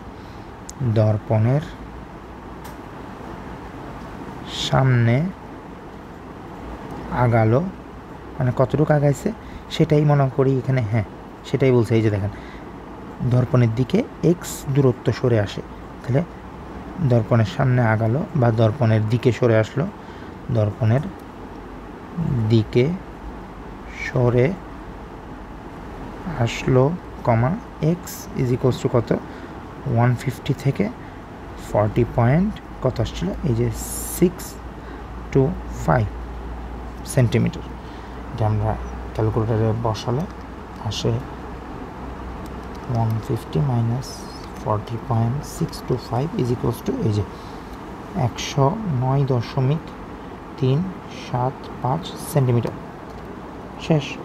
এটা হচ্ছে গ এর অ্যান্সার। ওকে, এবার ঘতে কি বলছে? উদ্দীপকের দর্পণে বাস্তব ও অবাস্তব উভয় ধরনের বিবর্ধিত প্রতিবিম্ব গঠন করা সম্ভব। আচ্ছা, খুবই সহজ, এটা আমরা চিত্র আঁকি আর করবো না, আমরা এখানে জাস্ট একটু চিত্র দেখাই দিই। যারা ক্লাস করছেন রশ্মি চিত্র অঙ্কন পূর্বক কী করতে হয় না করতে হয় সেটা জানেন। দর্পণ যেহেতু অবতল দর্পণ, তাইলে ওর বিবর্ধিত প্রতিবিম্ব আমি গঠন করতে চাইলে অবাস্তব প্রতিবিম্ব, এবং অবাস্তব বিম্ব সবসময় বিবর্ধিত হবে অবশ্যই অবতল দর্পণের ক্ষেত্রে। সেটা হচ্ছে লক্ষ্যবস্তু রাখতে হবে ফোকাসের ভেতরে, তাহলে বিম্ব গঠিত হবে দর্পণের পেছনে অবাস্তব, বিবর্ধিত এবং সোজা বিম্ব গঠিত হবে। আর বাস্তব বিম্ব গঠন করতে হলে আমি ওকে রাখতে পারি, লক্ষ্যবস্তু রাখতে হবে হচ্ছে বক্রতার কেন্দ্র ও প্রধান ফোকাসের মাঝে, যেগুলো আমরা ওই যে মেথড অফ 6 দিয়ে পড়াইছিলাম। তো আমরা এখানের মধ্যে জাস্ট চিত্রটা দেখাই দিই, আর বেশি কিছু সময় নষ্ট না করি। এখানে এই যে খেয়াল করেন, এটা হচ্ছে বাস্তব বিম্ব গঠন করছি, সেটা হচ্ছে এই যে দেখেন, আমরা ওই যে মেথড অফ 6 আমরা পড়াইছিলাম, মেথড অফ 6 অনুযায়ী এখানের মধ্যে আমরা বলতে পারি এটা ছিল হচ্ছে 1 2 3, সরি 1 ছিল হচ্ছে আমাদের ইয়াতে অসীম ছিল 1, এটা ছিল 2, এটা ছিল 3, এটা এটা 1, এটা ছিল 2, এটা ছিল 3, এটা ছিল 4, এটা ছিল 5, এটা ছিল 6। তাহলে আমরা 3তে লক্ষ্যবস্তু রাখলে আমার 4 এর যদি লক্ষ্যবস্তু রাখি তাহলে আমার বিম্ব গঠিত হবে কোথায়? এই যে 2তে। এগুলো যারা ক্লাস করছেন তারা জানার কথা। আর হচ্ছে আমরা যদি এই যে 6-এ যদি লক্ষ্যবস্তু রাখি তাহলে বিম্ব গঠিত হবে কোথায়? 0তে, মানে দর্পণের পেছনে। এগুলো যারা ক্লাস করছেন বা আমাদের প্লেলিস্ট আছে হয়তো বা প্রতিফলনের, সেই প্লেলিস্ট থেকে আপনারা দেখে নিলে জিনিসটা বুঝতে পারবেন। বাস্তব বিম্ব গঠিত করতে পারছি, অবাস্তব বিম্ব গঠিত করতে পারছি, এবং বাস্তব বিম্বটা খেয়াল করেন বিবর্ধিত, আবার ঠিক সেম অবাস্তব বিম্বটাও বিবর্ধিত। তাই বাস্তব বিম্ব গঠন করতে হলে আমরা বক্রতার কেন্দ্র ও ফোকাসের মাঝে কোনো জায়গায় লক্ষ্যবস্তু রাখছি, এবং বিম্ব গঠিত হয়েছে অসীম ও বক্রতার কেন্দ্রের মাঝে কোনো জায়গায়। আর অবাস্তব বিম্ব এবং বিবর্ধিত বিম্ব পাওয়ার জন্য আমরা লক্ষ্যবস্তু রাখতে হয়েছে ফোকাস ও মেরুর মাঝে বা ফোকাসের ভেতরে, এবং বিম্ব গঠিত হয়েছে দর্পণের পেছনে, এবং সেটা বিবর্ধিত অবাস্তব, সোজা, আর এটা ছিল বিবর্ধিত, বাস্তব এবং উল্টো। That's it.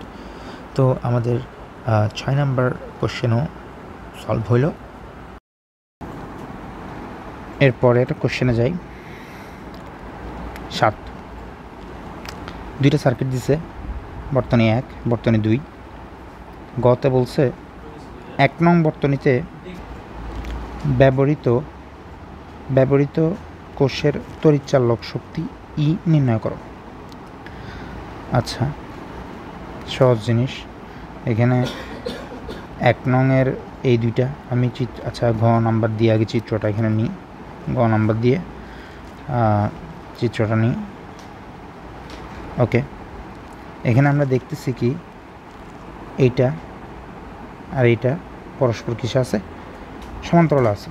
তাহলে তুল্যরোধ কী হবে? তুল্যরোধ RP is equals two 1/14 plus 1/56 inverse 1। কত হয় সেটা আমরা বের করি ক্যালকুলেটর থেকে। আসে 11.2 ওহম। আচ্ছা, এরপরে এখানে আই এর মান দেওয়া আছে, I is equals two 0.5 ampere. তাহলে এখান থেকে আমরা কি পাই? ই ইজ ইকুয়ালস টু মানে V is equals two IR, তাহলে আই ইন্টু RP। তাহলে আই এর মান হচ্ছে 0.5, এটা হচ্ছে 11.2। তাহলে ক্যালকুলেটারে বসায় দিলে আমরা পাই 5.6 ভোল্ট।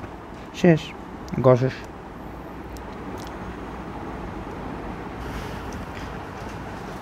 ঘতে বলছে 2 নং বর্তনীতে ব্যবহৃত A1 ও A2 মানে দুইটা অ্যামিটার যুক্ত করছে, এদের পাঠের তুলনা করো। মানে এদের অ্যামিটারের পাঠ কত দেখাবে সেটা তুলনা করতে বলছে। আচ্ছা, আমরা সার্কিটটাকে নিই।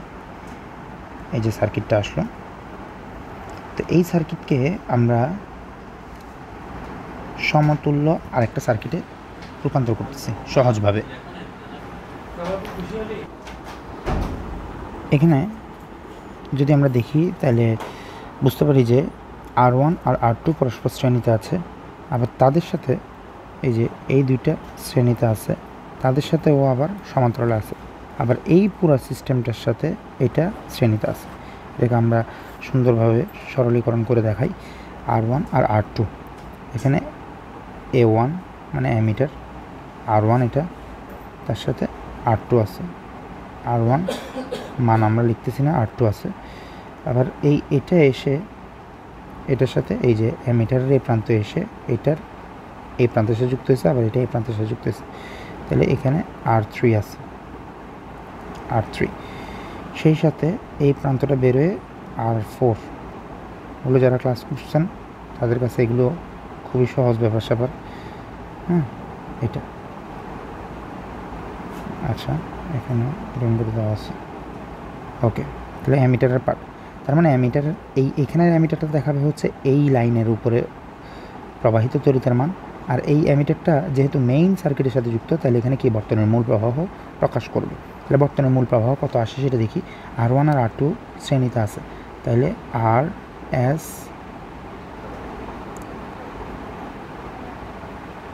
RS 1,2 মানে 1 আর 2 RS শ্রেণীতে আছে, সেটা কত?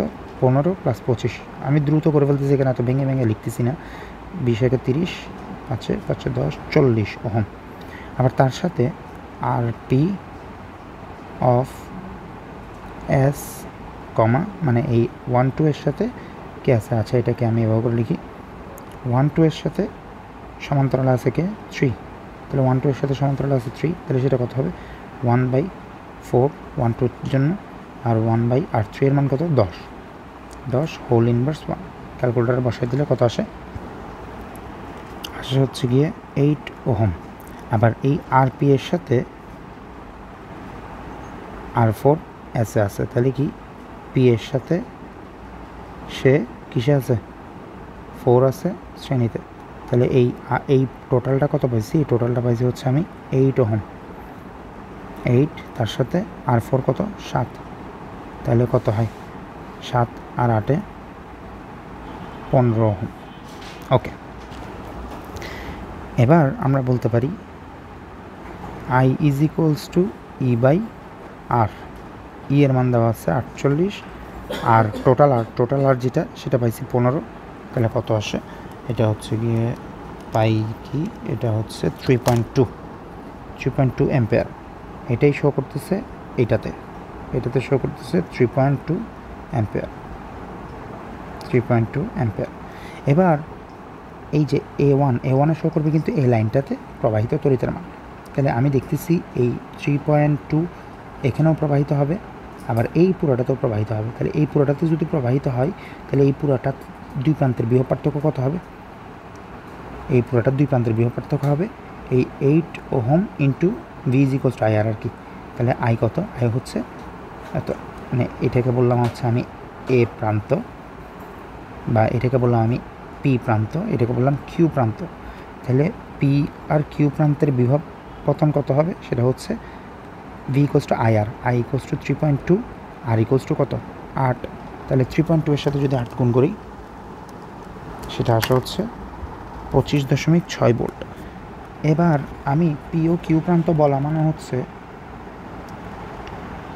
এই প্রান্ত আর এই প্রান্ত, তার মানে উপরের এই পুরোটার এই লাইনটাতেও দুই প্রান্তের বিভব পার্থক্য হচ্ছে 25.6 ভোল্ট, নিচেরটার জন্য 25.6 ভোল্ট। তাহলে উপরটার জন্য যদি 25.6 ভোল্ট হয়, উপরেরটার তুল্যরোধ কত? উপরটার তুল্যরোধ হচ্ছে এই যে 40, তাহলে 40 আর 25.6 ভোল্ট। তাহলে আমি উপরেরটাতে R1, R2 সংযোগ লাইনে, হ্যাঁ আমি আমার মতো করে লিখতেছি শর্টকাটে, সংযোগ লাইনে দুই প্রান্তের বিভব পার্থক্য কত? BPQ is equals two 25.6 volt. আবার আমি একটু আগে আর পাইছি কত? তাদের আর পাইছি হচ্ছে 40 ওহম। তাহলে তাদের আই কত? V is equals to I R, I is equals to V by R. তাহলে VPQ ডিভাইডেড বাই আর, তাহলে এটা হচ্ছে 25.6 ডিভাইডেড বাই 40 হবে, 25.6 ডিভাইডেড বাই 40। ক্যালকুলেটারে বসালে আমরা পাই কত? সেটা হচ্ছে 0.64 অ্যাম্পিয়ার।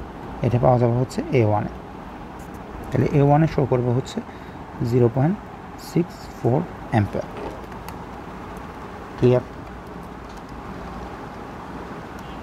ওকে।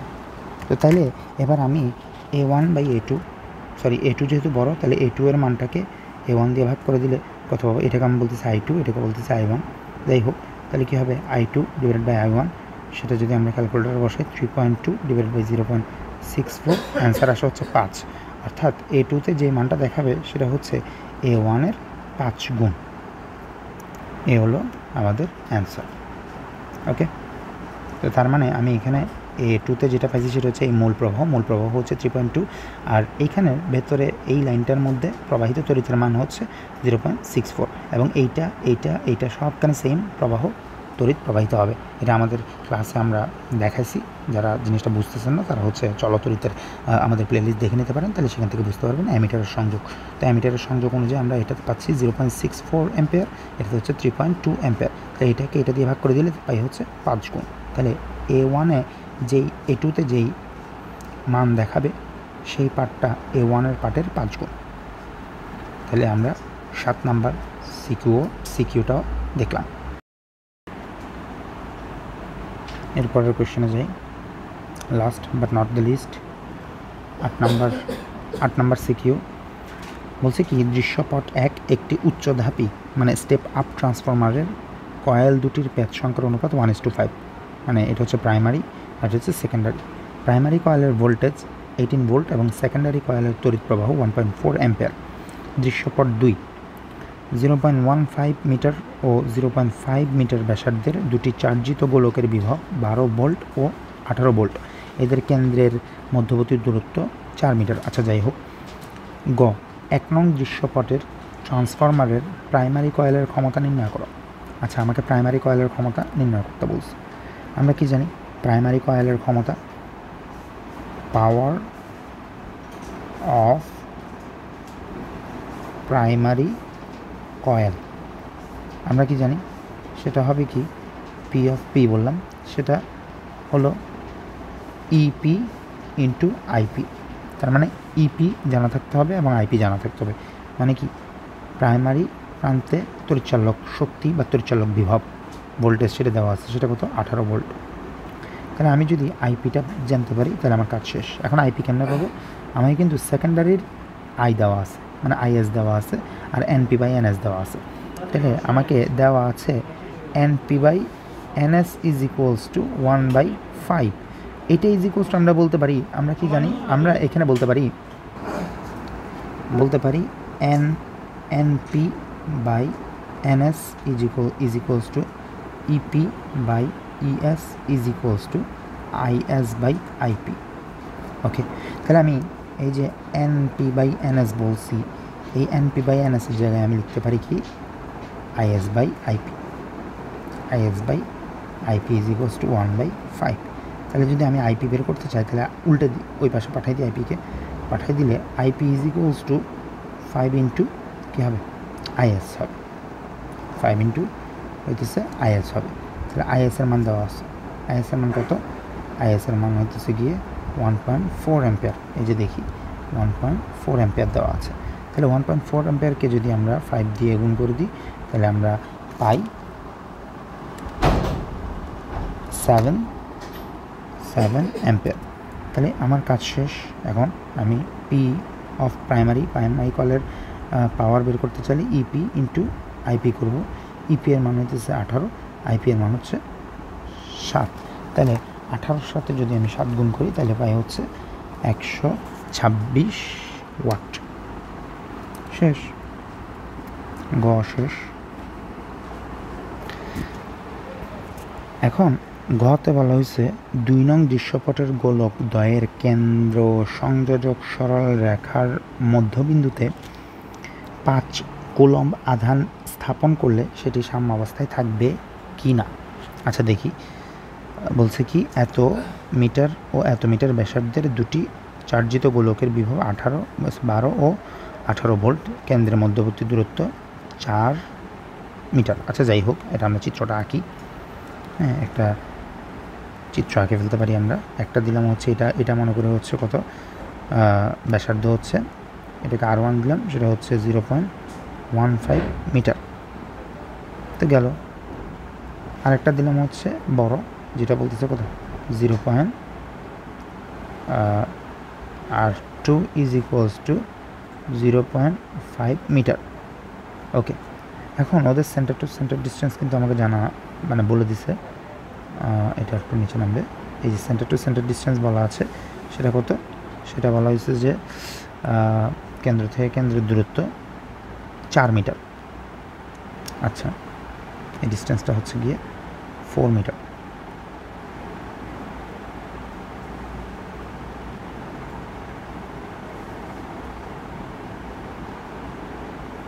আচ্ছা, একদম এই মাঝখানের বিন্দুতে বলছে আমাকে, একদম এই মাঝখানের বিন্দুতে আমার কি বলছে, মাঝখানের বিন্দু মানে এই যে এই জায়গাটা, আমি একটু অন্য কালারের কিছু একটা দেখাই। এই যে এই মাঝখানের বিন্দুতে আমি 5 কুলম্বকে বসাবো। মনে করি এটাকে আমি বলতেছি এ, এটাকে বলতেছি হইতেছে বি, আর এটাকে বলতেছি সি। তাহলে এই বিন্দুতে আমি বসাবো হচ্ছে 5 কুলম্ব, তবে সেটা +5 কুলম্ব। এখন দেখি কি বলে। এবার এটা বলতেছে 12 ভোল্ট, এটা বলতেছে 18 ভোল্ট।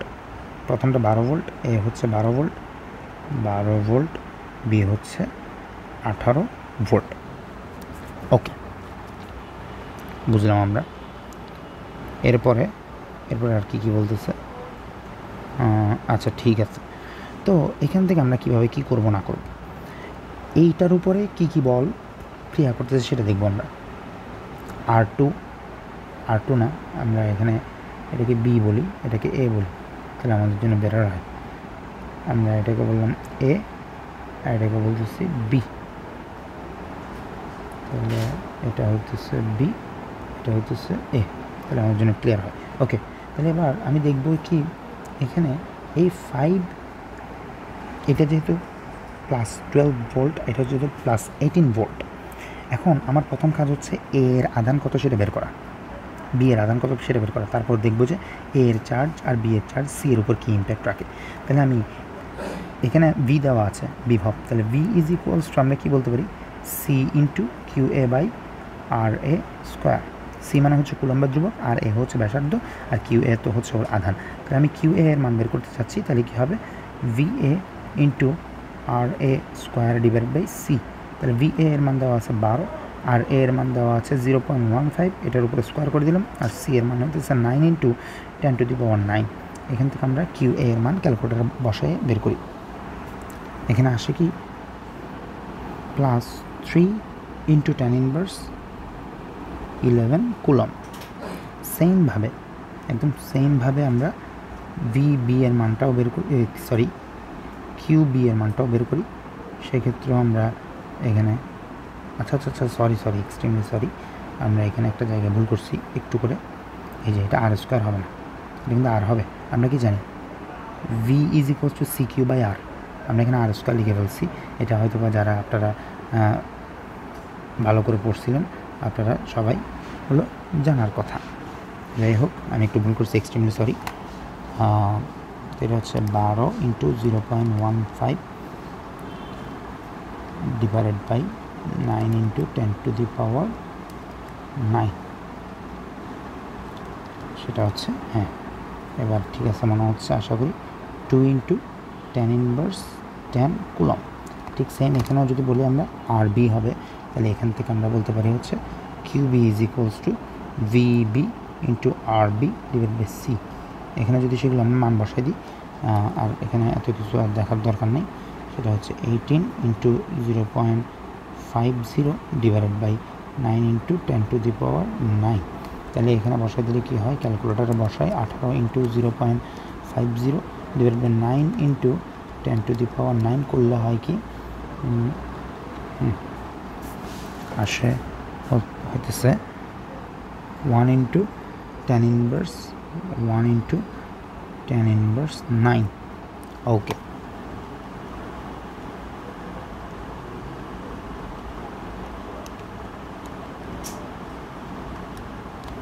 গেল। এখন তাহলে আমি পেয়ে গেলাম এটাও পজিটিভ, এটাও পজিটিভ, এটাও পজিটিভ, তাহলে প্লাস প্লাসকে বিকর্ষণ করবে, তাহলে আর এর বল হবে এইদিকে, সরি আর এ বলতেছি কেন আমি, এ এর বল মানে এফ এ হবে, এ এর বল এফ এ হবে, আর বি এর বল এফ বি হবে এইদিকে। যেহেতু দুইজনই পজিটিভ, এও পজিটিভ এটাও পজিটিভ, তাহলে প্লাস প্লাসকে বিকর্ষণ করবে। ঠিক সেম বিও পজিটিভ এটাও পজিটিভ, তাহলে প্লাস প্লাসকে বিকর্ষণ করবে, প্লাস প্লাসকে বিকর্ষণ করবে। এটা হচ্ছে এফ বি। এখন আমি এফ এ আর এফ বি এর মান বের করব। যদি দেখি এফ এ আর এফ বি এর মান পরস্পর সমান, তাহলে এই সি বিন্দুতে যেই আধানটাকে স্থাপন করছি সে সাম্যাবস্থা থাকবে। যদি কোনো একটা বেশি হয় তাহলে সে যে কোনো একদিকে মুভ করবে। তাহলে আমি এফ এ বের করি সি এর উপর, সেটাকে আমরা এফ এ না বলে এফ এ সি বলি। হ্যাঁ, এফ এ সি কী হবে, C into Q A into Q C divided by তাদের মধ্যকার দূরত্ব স্কোয়ার।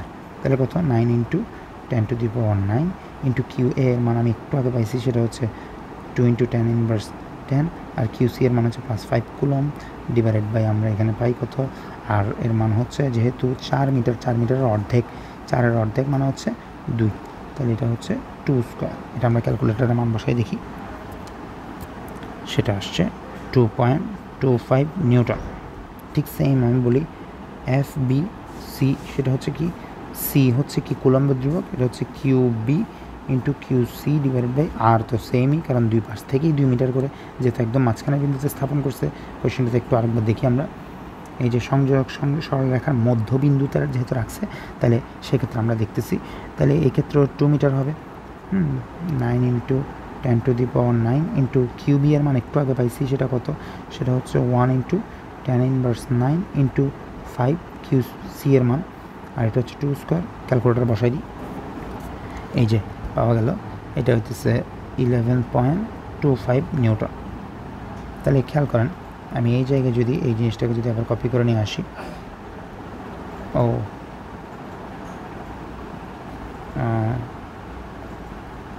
কপি পেস্ট, এই যে, তাহলে এফ বি এর মান, এফ বি হইতেছে এইদিকে, এফ বি এর মান 11.25 নিউটন, আর এফ এ এর মান এদিকে সেটা কত, সেটা একটু ছোটো করে দিই, সেটা হইতেছে আমরা পাইলাম F A is equals to কত, 2.25 নিউটন। 2.25 নিউটন। তাহলে আলটিমেটলি কোন দিকে নিট বল হবে সেটা আশা করি বুঝতেছেন। সেটা কোন দিকে হবে? সেটা হইতেছে নিট বলটা হচ্ছে এই দিকে। তার মানে এই +5 কুলম চার্জের বস্তুটি নিট কত বলা যাবে? FB - FA = 11.25 থেকে 2.25 বাদ দিলে আই গেস 9 হবে। হ্যাঁ, 9 নিউটনে সে কী হবে?